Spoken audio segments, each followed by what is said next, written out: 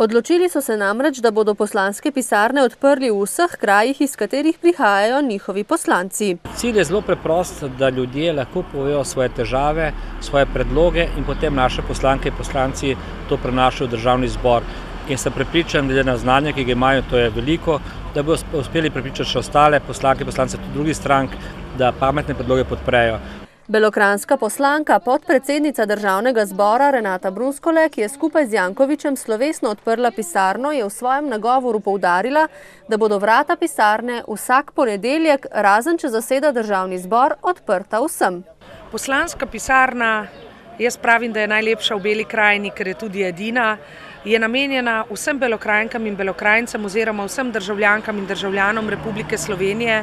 Brunskoletova pravi, da se zaveda svojega poslanstva in si želi zastopati interese Bele krajine v Državnem zboru. Jaz si želim, tako kot je bil danes obisk v tej pisarni velik, si želim dobrega sodelovanja z vsemi Belokranjkami in Belokranjci, državljankam in državljani, ne glede na politično prepričanje.